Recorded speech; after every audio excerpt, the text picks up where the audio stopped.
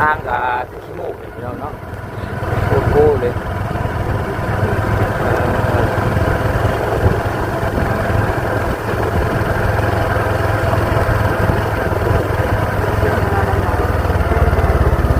จับ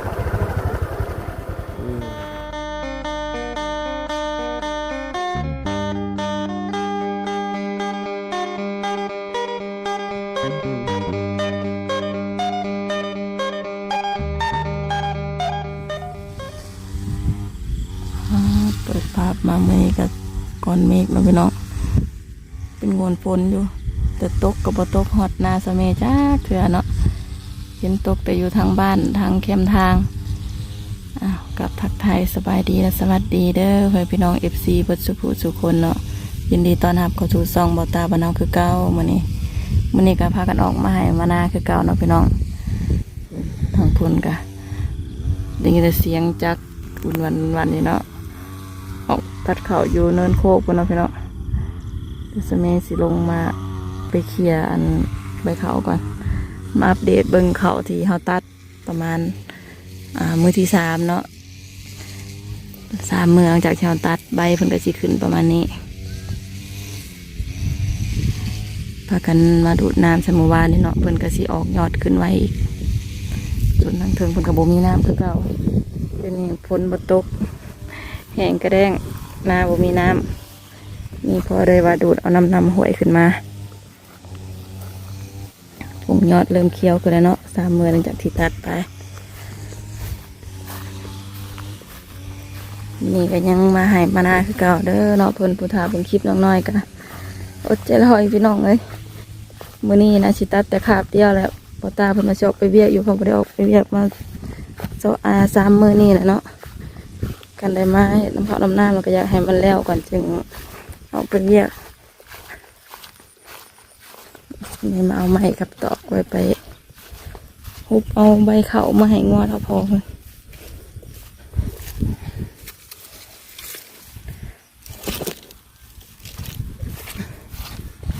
ทางทพอมันก็มาตัดเอาใบเขาให้งอเพื่อกันทพออยู่หน้าเนาะจนจะไม่ได้สิฮุบมาให้งอทพออยู่เพื่อนเอาเมื่อจาก2 กระสอบมันแหละซ้ำใส่รถจักรเมื่อได้ทพออยู่หน้าเพิ่นเอารถไถลงมาเอาเนาะเพราะเพิ่นอยู่ไกลกว่าเขานางามอยู่พี่น้องเลยแต่ว่ามันบ่มีน้ำนาทางตั้งแหงหวานพุยไปเมื่อวานเนี่ยยังพันเปื่อยคักซ้ำฝนตกแต่แถวแคมทางแถวบ้านสะเมย์บ่วัดแถวนาทางนี้บ่ค่อยมีน้ำ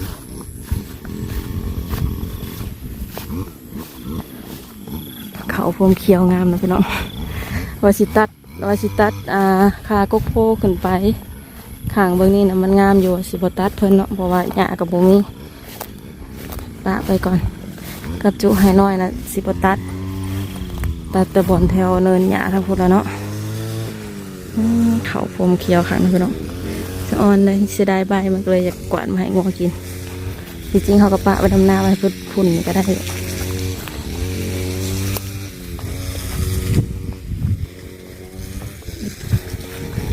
แบะคนมาเลยแบะข้างนอกบ้านปล่อยรถอยู่เราให้หน้านี่ไงอัมบลายอาชิป้าให้เพิ่นขึ้นเองเลยค่ะนี่สิบตัดเพิ่นแล้วให้น้อยขึ้นไปนี่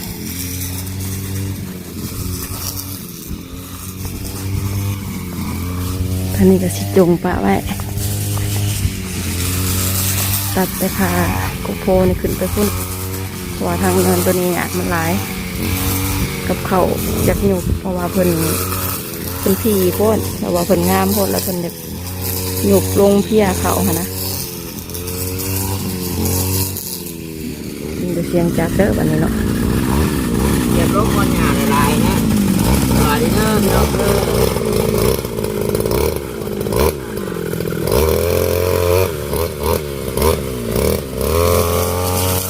เรียกสมัยก็สิได้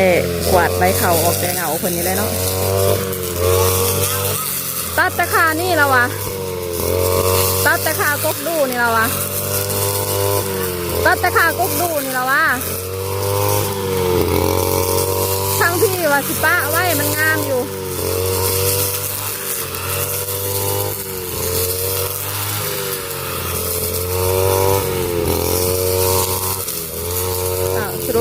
บิดบ่ซะ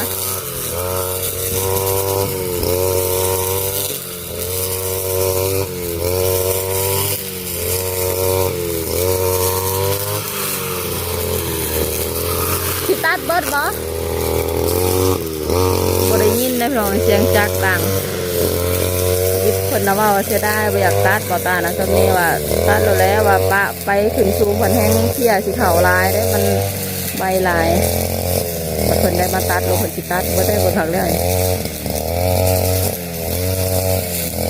ตัดเอาขาแบกตัวนี้สิ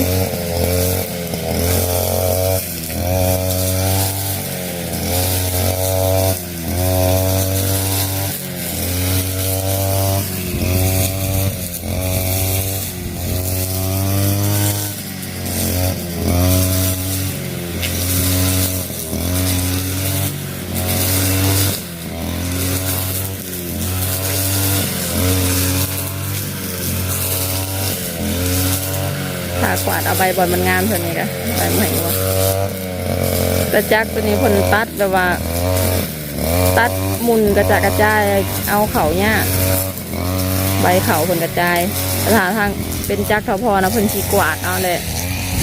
มันสิเป็นกองเป็นใบไปเลยเอาง่ายแบบนั้นนะเบิ่งจะมีพาขึ้นไปเบิ่งทางพอผลตัดอยู่ทางเทิงพวกละเนาะอันนี้มันหมุนมากระจายมันเอายากแต่สำหรับที่ไม่อยากเอาใบนะโอเคอยู่เพราะว่าเพิ่นกระจายไปเองเพิ่นไม่ต้องไปเขี่ยออกแต่เหงาค่ะนะ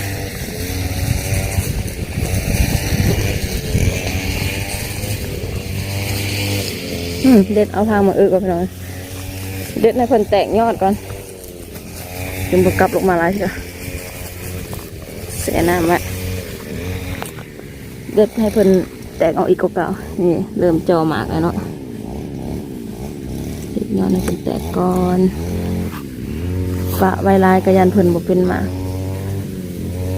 แต่หมากน้อยที่เป็นมาจงมาละ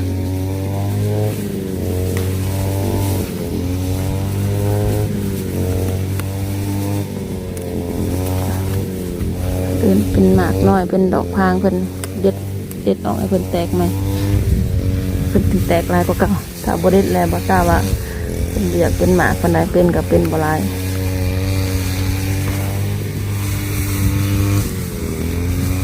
จะคลองแบะเพิ่นไปใส่ได้เนาะตะเก่าคือมาไล่นำหลังเลี้ยงแบบวันนี้คือปล่อยค่ะเพื่อแบะแถวหน้าไก่พวกนั้น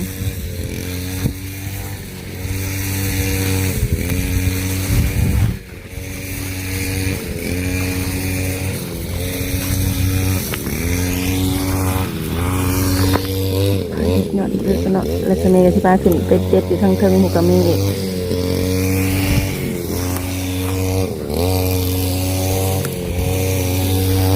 เด็ดเมื่อใส่แกงนะว่าหนึ่งจำแจวลวกจำแจวกระแซมนะครับ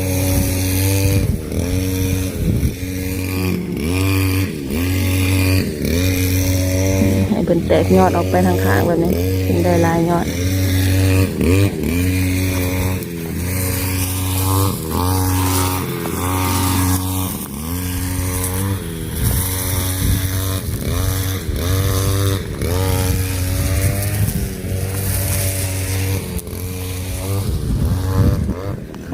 น้อยเพิ่นกระพวมขึ้นเนาะ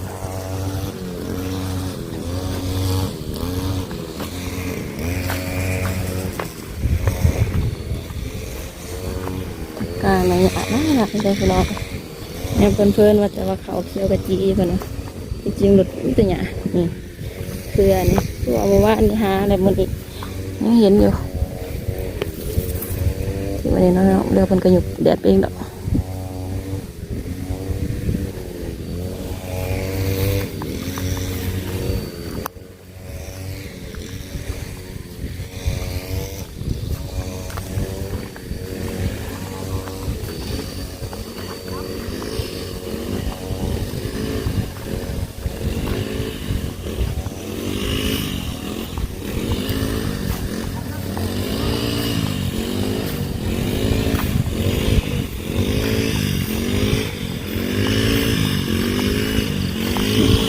ถ้าทางเขาพอคนตัดแต่คนบ่ได้ตัดใบกระจายนะสิเป็นโกงแบบนี้ก็สิเอาง่ายเนาะใบก็สิเป็นลำเลยโอ้ ทุกผู้เดียววันนี้ทีมงานมาเข้าป่าไปหาเห็ดมาเลยลุยผู้เดียวบ่อยๆมื้อนี้สบายดีเด้อสบายดี เลยไปแสนฮุบพอเพิ่นคอยตัดเนี่ยมันสิบ่กระจายเนาะประมาณอะไรใบจากสนับบ่คือกันใบเข่ากับสีกองแบบนี้จะสีเอาไง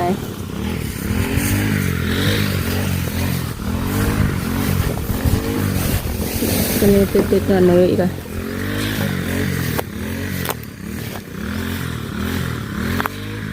เขา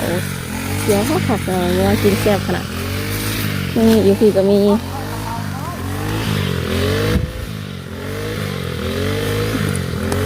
จุดมาเป็นแตกหยอดอะไรบ้างอันนี้สิเป็นงานบวบมันก็บเด็ดแล้วเนาะพี่น้องเลยให้เป็นไปเงาๆก่อนสิเด็ดแต่งานมัน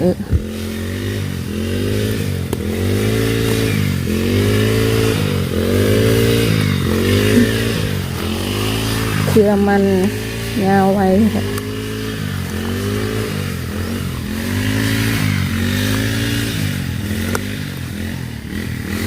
บวบกาเป็นเครือประโยชน์แต่ว่าแมงเต่าทองกัดเขียนนะพี่น้อง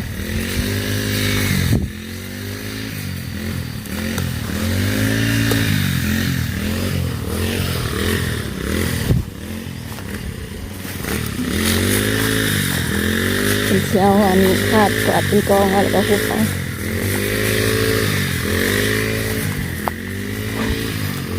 หอมทีเดียวตัวนี้แห้งงามพี่น้องเลยชุดนี้หาปลูกย้ายใบบนทิศเมจูดอันขี้เงาจูดงามไม่ไว้ดูนี่ให้ยอดงามค่ะเดี๋ยวเราพอได้เก็บหมากกัน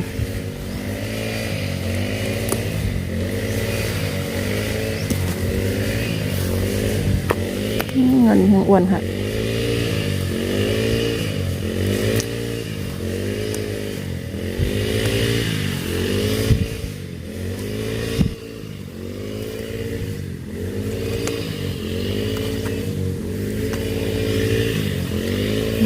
แล้วก็เพิ่นก็สิแตกยอดปลายกว่าเด็ก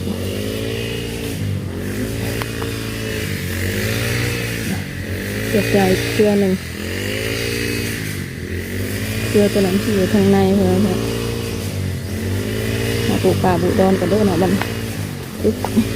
จะมีบัวใหญ่ตัวนี้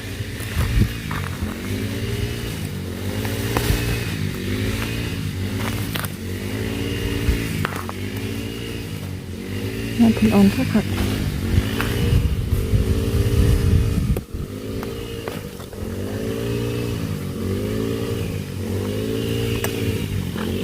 หลังจากเชียวเด็ดยอดเพิ่นก็สิออกตามมัน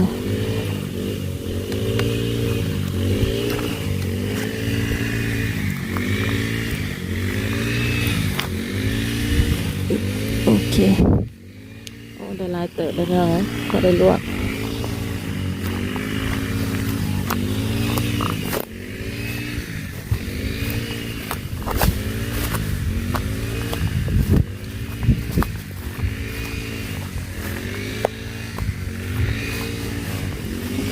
อากาศให้อยู่นะครับเนาะในเพื่อนในแต่เคี้ยวก็ปีหักงามเนี่ยเคี้ยวจะสมัยเอายอดหักไว้ก็จะสิไปหากวาดใบเขาไปแล้วเนาะได้กระเป๋ามาแล้วพี่น้องไปเดี๋ยวสมัยเก็บใบเขากันเด้อเนาะบ่มีค่าตั้งกล้องเอาสิตั้งกล้องไว้กันเนี่ยสมัยสิหาฮุบน้ำใบเขาบนที่หญ้าลายๆแหละปกถ้าคนปกต่อเข่าแล้วต่อเข่าสินานขึ้นเนาะเพราะมันหนาโพดจะมีหุบเข่ากันเด้อครับนี่กับแบรนด์เติร์ดเนาะพี่น้องแล้วก็พอก็ได้รถไถหนึ่งคนละนี่เต็มรถไถเลยหยัดใส่กระสอบน้ำเนาะอย่างอีกหน่อยหนึ่งครั้งฉันจะมีก็ได้2 กระสอบพอแหละเพราะว่าใส่รถจากเมื่อยันเมื่อบ่ได้เนาะเอาไป2 สอบพอรถแล้วก็ที่เหลือก็มีแต่เคลียร์ลงพื้นเลยเนาะยังเป็นกองเล็กหน่อยคนใส่รถทั้งหมดเบิดตัวติดเคลียร์กองอันแล้วก็ป้าไปเพิ่นเป็นพุ่นอยู่ให้หน้าเลยแบบนี้ ลียร์ใบขาวลงก่อน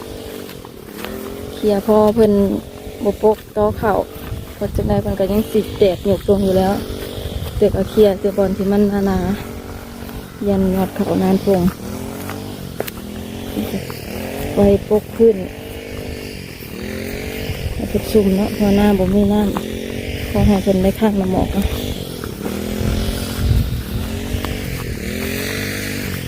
แดดออกค่ะพี่น้อง10 โมงแล้วตอนนี้ก็สวยละ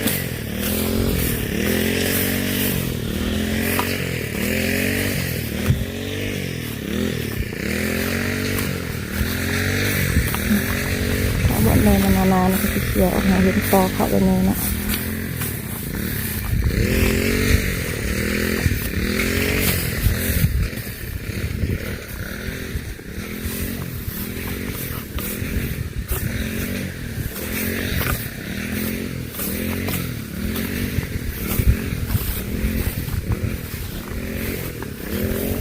จุดมันแดดมันอยากเคลียร์ไปนะมันก็หยุบอึกนะ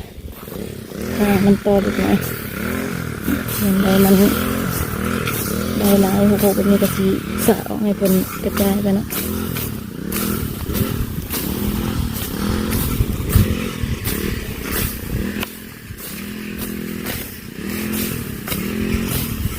มันดึงเบิ่งมีวันหยาที่ขึ้นร้ายคือเก่าอยู่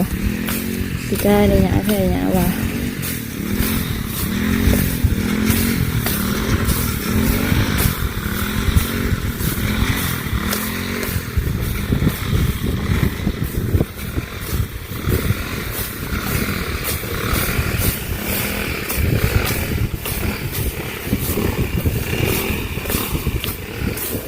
ตาเพิ่นก็ไปพ้นนั่น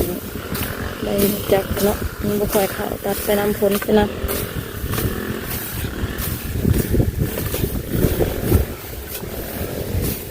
บนนี้บ่มีหญ้าเลยมีแต่ตอเขาล้วนๆใบเพิ่นก็บ่ลายเป็นเลยนะมื้อนี้แห้งคักปานหยัง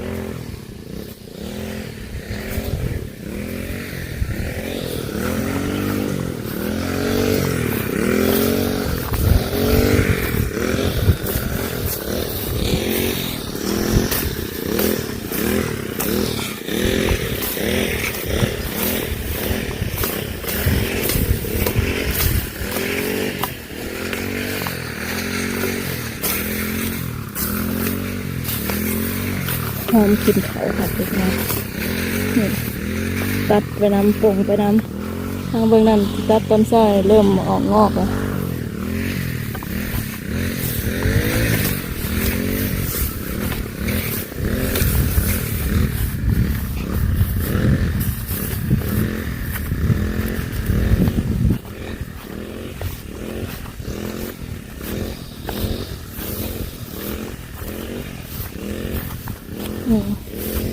ออกยอดไปนำเนาะพี่น้องสีขาวๆแบบนี้นะลุยสายแล้ว10 โมงแล้วมันเป็นอะไรดีเด้อพี่น้องเด้อ คลิปเก่าจะแต่เศร้าเลยล่ะพักแป๊บบ่โดนก็ได้นี่หน่อยหนึ่งท่านี้จงไว้พอมันงามอยู่มันบริมีอ่ะฮะเอาใช่ป่ะที่จงมันห่างแต่มันโบเป็นแดงแต่โบเป็นนะแต่มันกระเทยแล้วก็ตัดมาซะคือจริงค่อยว่าให้จงตั้งแต่พี่พกดูเพื่อลงไปนะแต่เจ้าอันตัดออกมาแล้วก็เตะตัดจริงมันก็งามจักกับเมื่อยเขาจักเศร้านี่จะได้จักใหม่บ่ทนบ่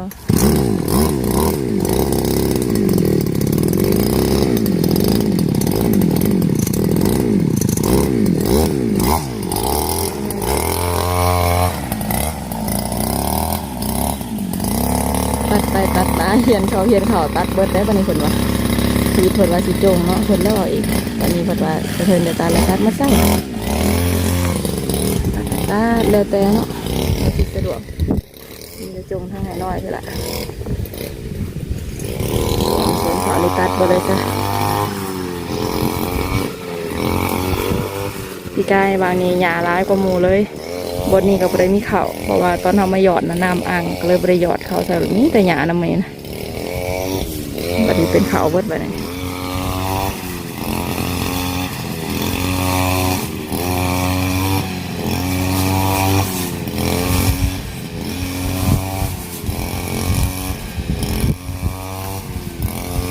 ไปเคลียร์น้ำล้างใช่ไหมว่าตัดแล้วก็จะได้เมื่อพร้อมกันเลย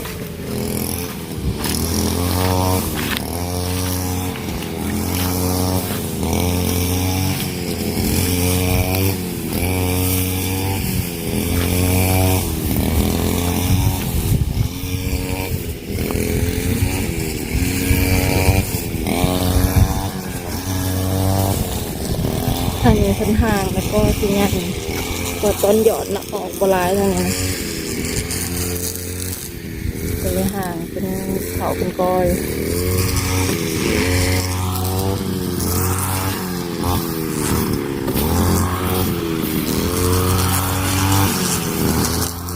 จะเอาไว้เขาเนี่ยขอเกี่ยวกับเด็กไทยเดียวนะ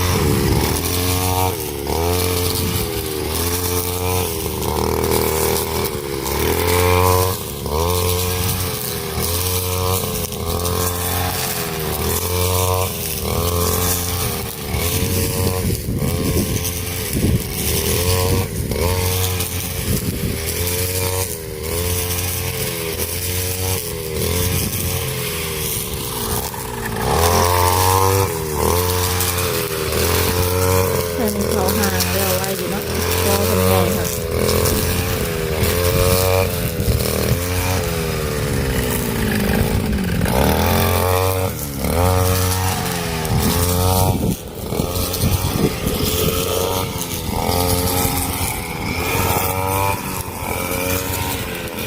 เวลาละทีจะยาวพอสมควรเนาะจะหน่อยละทีจะหน่อยใกล้เรื่องแล้วตอนนี้ค่ะขอบคุณค่ะพี่น้องFCมาสกุลทุกคนเด้อเราที่เขามาติดตามรับชมคลิปให้มีชมเองขอกล่าวคำว่าสบายดี